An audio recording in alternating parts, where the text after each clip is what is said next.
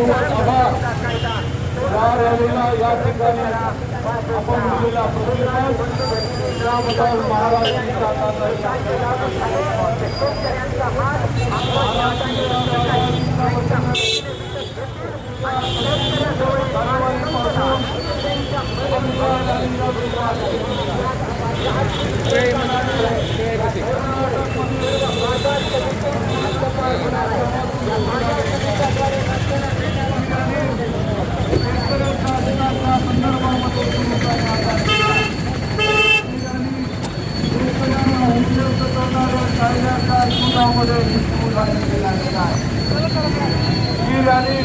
या ठिकाणी शेतकऱ्यांना अंबानी अदानी यांच्या घशामध्ये लोटणाऱ्या कायद्याच्या विरोधामध्ये ही या ठिकाणी रॅली सुरू झाली आहे.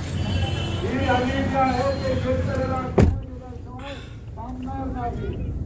ही रॅली जी आहे या ठिकाणच्या शेतकऱ्यांना न्याय दिला घेऊन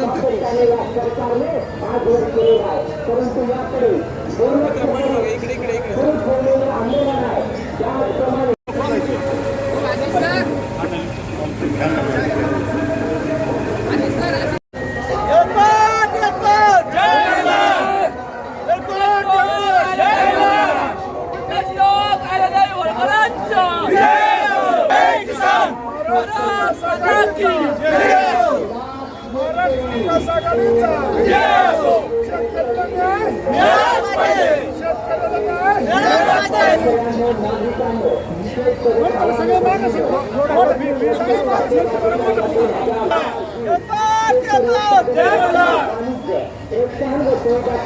जय जवान जय किसान, जय जवान जय किसान. अहिल्यादेवी होळकरांचा, महात्मा बसवेश्वरांचा, छत्रपती शिवाजी महाराजांचा, डॉक्टर बाबासाहेब आंबेडकरांचा, महात्मा फुलेंचा, अण्णाभाऊ साठेंचा. जय किसान, जय जवान जय किसान. महाराष्ट्र आघाडीचा, महाराष्ट्र आघाडीचा.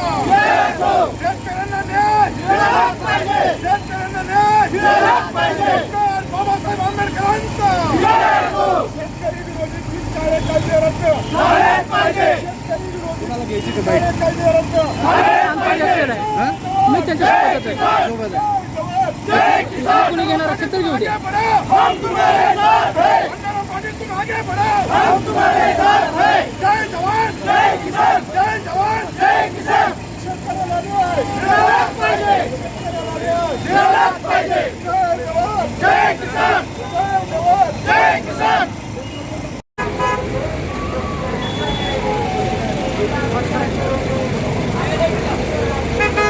हॅलो. महाराष्ट्र विकास आघाडीच्या वतीने जे दिल्लीमध्ये शेतकरी आंदोलन चालू आहे त्यांच्या समर्थनार्थ व जे शेतकऱ्याच्या संदर्भात जे 3 कायदे या सरकारने केलेले आहेत, तर या रॅलीमध्ये सर्व आपण सगळ्यांनी सहभागी व्हावा अशी आपल्याला विनंती करतो. बांधवांनो, केंद्र सरकारने महाराष्ट्र विकास आघाडी याच्यापेक्षा मोठे आंदोलन किंवा रस्त्यावर उतरेल. बंधूंनो, तब्बल 5-6 राज्यातून या शेतकऱ्यांना समर्थनार्थ यांचं मनोबल वाढावं म्हणून महाराष्ट्रभर रॅलीचे आयोजन केलेले आहे.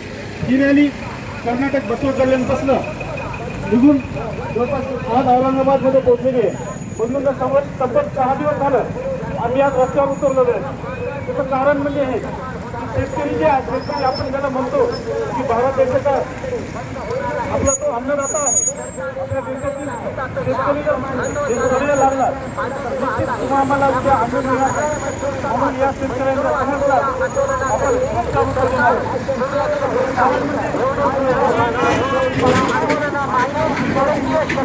हात आहे असे म्हणून त्यांना बदनाम व राष्ट्रविरोधी ठरवण्याचा प्रयत्न करीत आहे. खरं तर कोणत्याही सरकार विरोधी आंदोलनाला राष्ट्रद्रोही ठरवण्याचा जात आहे.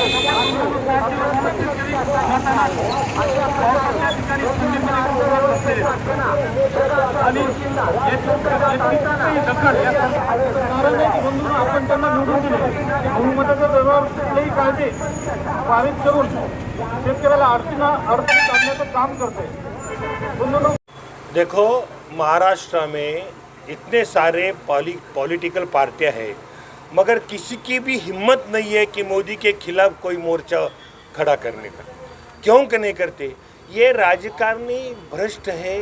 इन्होंने 2 नंबर सब राजकारण में पैसे कमाए वाले, उनको डर ऐसा लगता है अगर अपन ये कानून को और मोदी को और भाजपा को अगर अपन विरोध प्रोटेस्ट करें तो ये मोदी और शाह मिलके अपन को ईडी की नोटिस निकालेंगे और अपन को तकलीफ देंगे। ये डर के मारे उन्होंने रास्ते पर आने का नहीं सोचते। मगर हम एक ऐसा महाराष्ट्र विकास आघाड़ी एक ऐसी पार्टी है, हम सभी, हमारे पास कोई 2 नंबर धंधा नहीं। हम पैसे का देखते, हम पैसे के लिए राजकारण नहीं करते, पद के लिए नहीं करते, प्रतिष्ठा के लिए नहीं करते, हम स्टंटबाजी के लिए भी नहीं करते। हम राजकारण इसलिए करते जो बेसिक प्रश्न है इस दुनिया के इस देश के नागरिकों का, उसके लिए हम लड़ते। हम तो बेसिक लड़ाई अन्न वस्त्र निवारा के लिए लड़ते हैं। और जो अन्नदाता है दुनिया का वो अगर परेशान है तो उसके लिए तो लड़ना ही लड़ना है। किसान नेता राजेश खट्टर रोए हैं, किस तरह से समर्थन मिल रहा है किसानों का राजेश खट्टर को? ये देखो ये राजकारण में थोड़ा